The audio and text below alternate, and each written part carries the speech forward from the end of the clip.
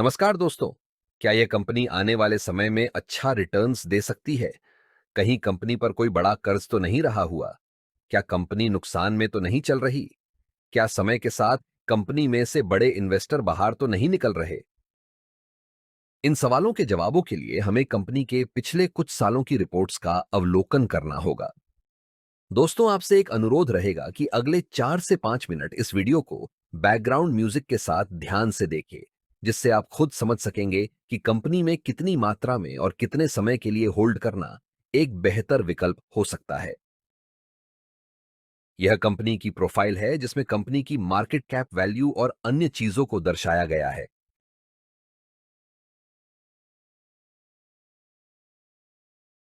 Company के stock की value में होने वाले बदलाव को ग्राफ के माध्यम से देख सकते हैं और इससे अंदाजा लगाया जा सकता है कि कंपनी के स्टॉक वैल्यू में कितना फेरफार हुआ है।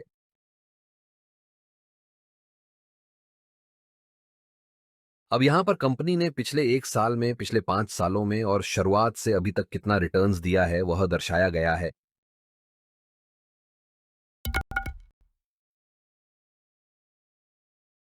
दोस्तों, अब हम कंपनी की फाइनेंशियल रिपोर्ट को देख लेते हैं कि कंपनी कितना रेवेन्यू और प्रॉफिट बना पा रही है। क्योंकि कंपनी को आगे बढ़ने के लिए अच्छा प्रॉफिट बनाना भी जरूरी होता है, तो नीचे की रिपोर्ट पर ध्यान दे।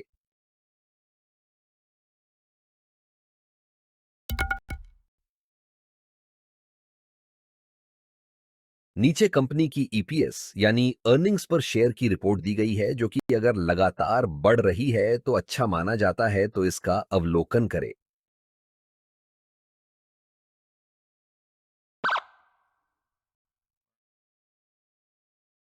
नीचे कंपनी की डीपीएस यानी डिविडेंड पे आउट रेशियो को दर्शाया गया है।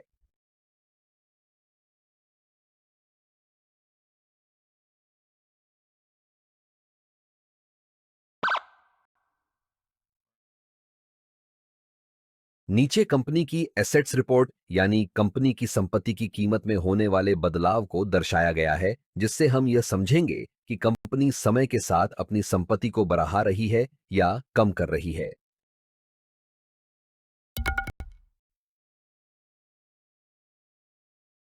नीचे कंपनी की कैपिटल एक्सपेंडिचर्स की रिपोर्ट को दर्शाया गया है, जो अगर समय के साथ बढ़ता है तो यह कंपनी की ग्रोथ के लिए अच्छा माना जाता है।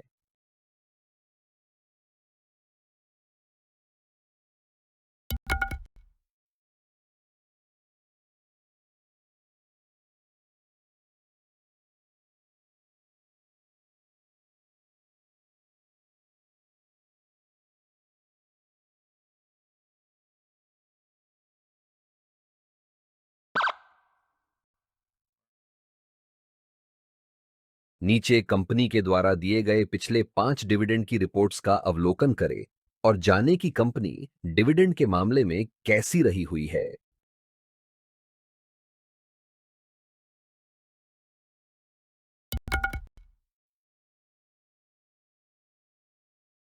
अब हम कंपनी पर रहे हुए उधार या कर्ज को देखेंगे, जो कि नीचे दर्शाया गया है। अगर यह समय के साथ कम हो रहा है तो अच्छा माना जा सकता है, पर अगर लगातार बढ़ रहा है तो वह अच्छा संकेत नहीं माना जाता।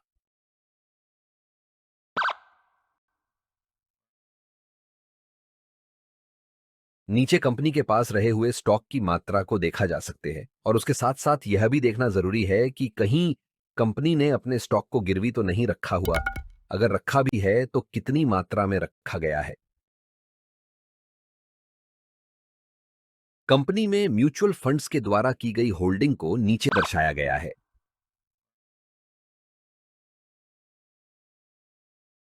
कंपनी में अदर डोमेस्टिक इंस्टीट्यूशंस के द्वारा की गई होल्डिंग को नीचे दर्शाया गया है। कंपनी में फॉरेन इंस्टीट्यूशंस के द्वारा की गई होल्डिंग को नीचे दर्शाया गया है। कंपनी में रिटेल और अन्य के द्वारा की गई होल्डिंग को नीचे दर्शाया गया है। पिछली रिपोर्ट्स के अनुसार कंपनी में बड़े इन्वेस्टर्स कितनी मात्रा में रहे हुए हैं, उसके हिसाब से यहां हम रेटिंग देंगे। क्योंकि अगर कंपनी में ज्यादा मात्रा में बड़े इन्वेस्टर्स रहे हुए हैं तो वह एक अच्छा संकेत माना जाता है, और अगर न के बराबर ही रहे हुए हैं तो वह एक अच्छा संकेत नहीं माना जाता। यह कंपनी के टॉप कॉम्पिटिटर्स को दर्शाया गया है।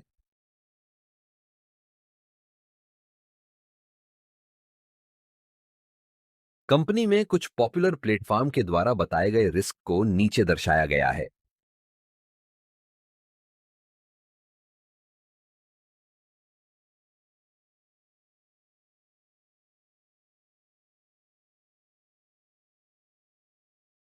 ऊपर की सभी रिपोर्ट्स का अवलोकन करने के बाद 5 स्टार में से दी गई रेटिंग को नीचे दर्शाया है, जो आपको कुछ निर्णय लेने में मदरूप हो सकते हैं। तो आपको इस कंपनी के स्टॉक के बारे में क्या कहना है?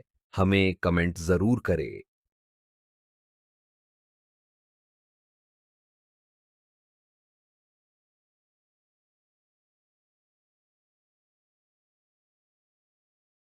दोस्तों, अगर आप स्टॉक मार्केट को अच्छी तरह समझना चाहते हैं तो नीचे दी गई किताबें आपको काफी मददरूप होगी, और यह आपको ढूंढने की भी जरूरत नहीं पड़ेगी, क्योंकि आप इनको डिस्क्रिप्शन में दी गई अमेजन की लिंक से डायरेक्ट खरीद सकते हैं।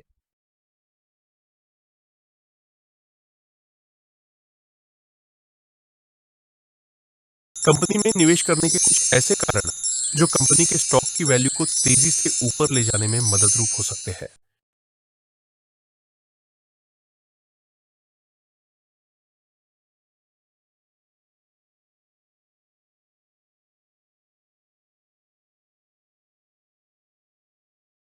यहाँ कुछ ऐसे कारण दिए गए हैं जो कंपनी में निवेश करने के रिस्क के रूप में देखे जा सकते हैं।